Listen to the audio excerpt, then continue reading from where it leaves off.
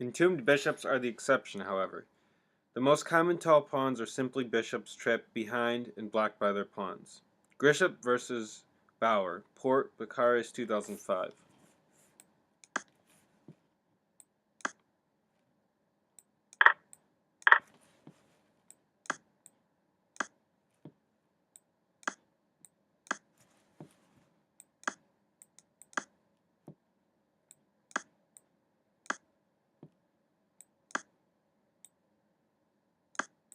Check.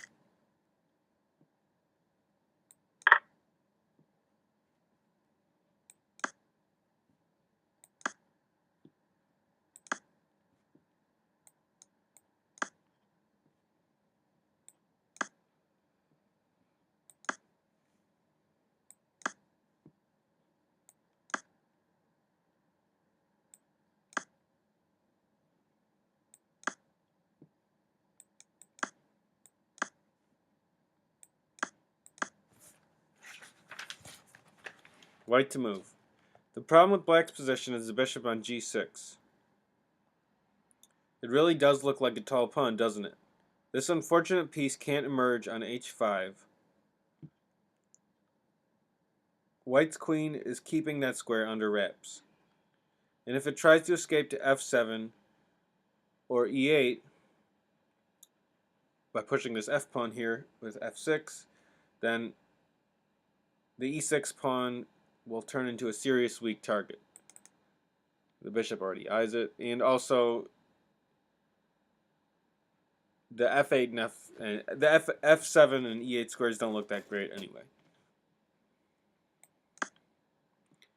Stopping bishop takes h4, getting ready to hop into f4, and also preparing to torment black's light square bishop by h2, h4, h5.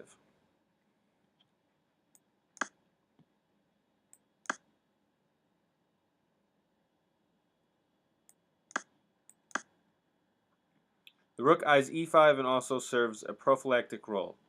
The f7, f6 push, as unattractive as it might be, is ruled out right away.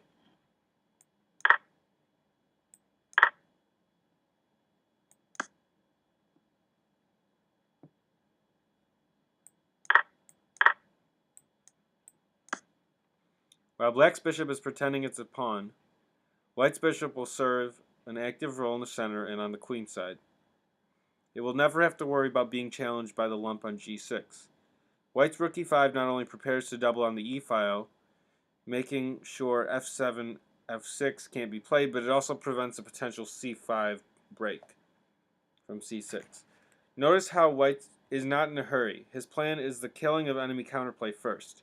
Why let a tied-up opponent shed his chains? And then white's plan is a preparation for his own decisive queenside breakthrough second.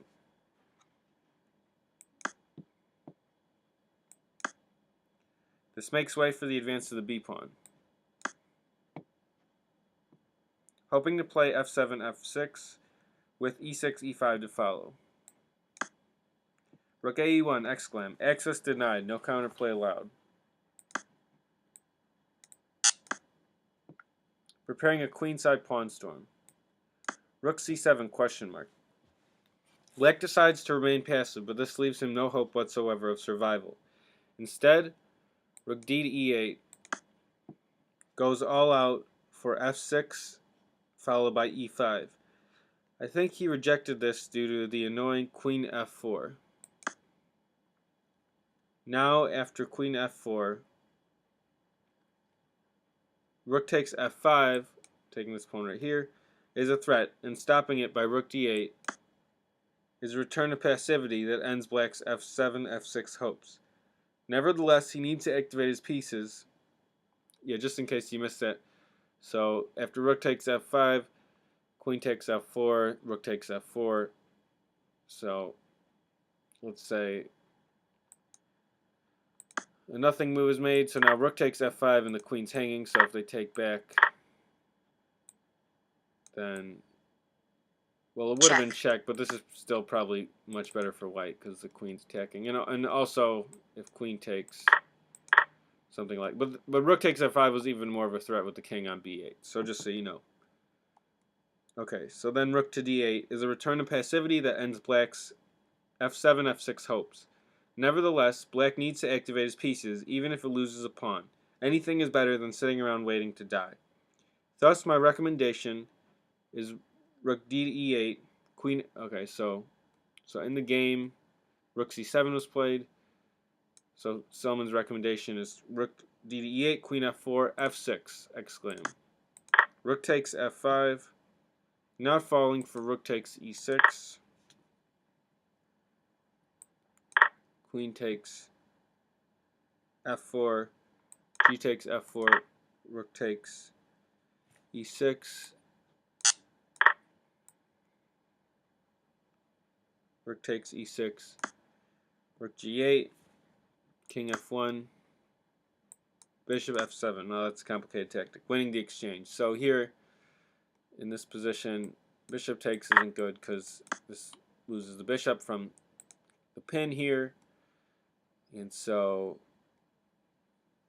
here, the king has to move because the bishop would be lost. Let's say if this is played, check. Then bishop f7 wins the bishop. So that is why in this position, rook takes f5 is played, exclam, e5. D takes, this is very hard to find. D takes e5.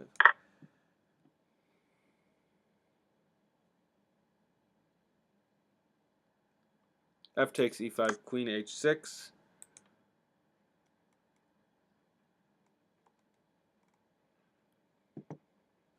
And now the queen is hanging on d6, so the bishop cannot capture an f5. Guarding the queen. e4. Rook f8. When white's a solid pawn ahead and obviously better, but all black's pieces are dancing to their own tune. An active army always gives you at least some fighting chances. So this was kind of a complicated line, but the main point is that black sacrifices a pawn in an attempt to activate their pieces, and we'll see in the game positional win by white. So this would have been better. It's always good to analyze your games and look for improvements. I'm still analyzing games I had 5 years ago, because so it's never too late to look at your games. Sometimes you need to wait 5 years before you look at a game. So, all right. So rook c7, h4, h5, a4. Missing bishop takes e6, exclaim, f4. So if pawn takes, rook takes, and the bishop is lost.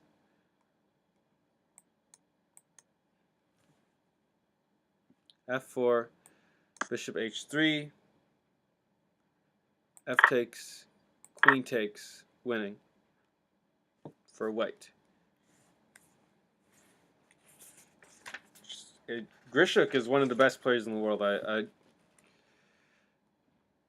have trouble believing that he missed that, but anyway, a4. Maybe he thought this was a easier win, because white has more control still by not breaking things open. Maybe he didn't want to open his g file to his king. Okay, queen f8, queen f4. This freezes the f5 pawn. Takes aim at the enemy king along the h2 b8 diagonal. Denies the black queen the use of h6. The rest of the game was a squash.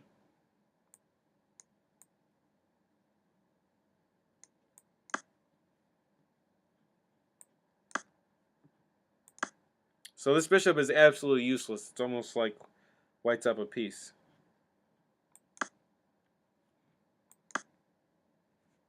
Well, at least it guards the h5 pawn.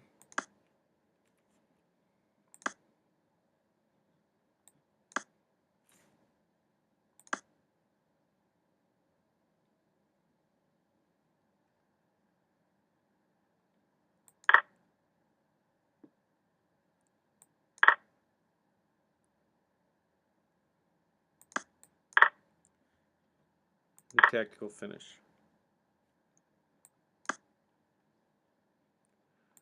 Queen e7.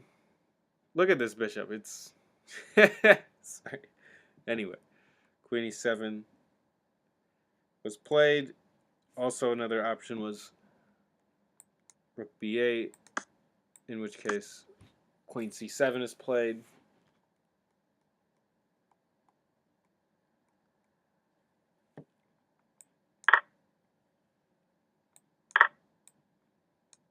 Check.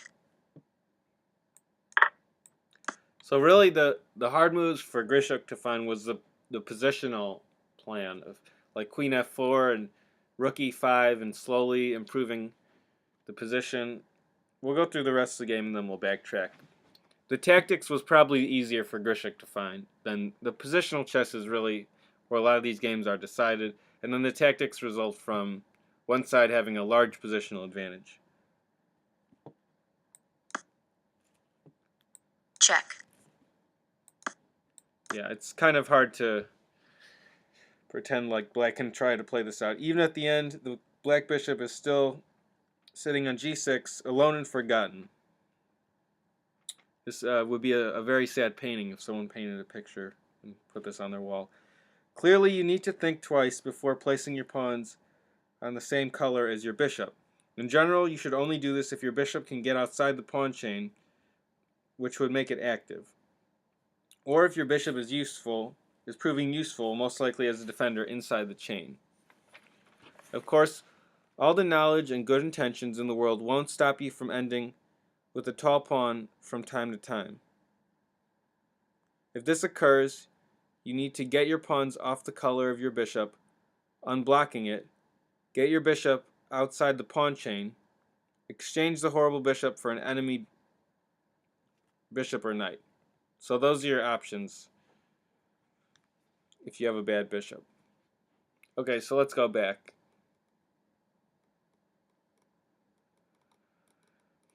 Look at some of the key plans that were definitely hard to find. So, yeah, it's not clear if I think f5 was probably not a good move. But, so rook e5 was a really good move, gaining space, preventing c5.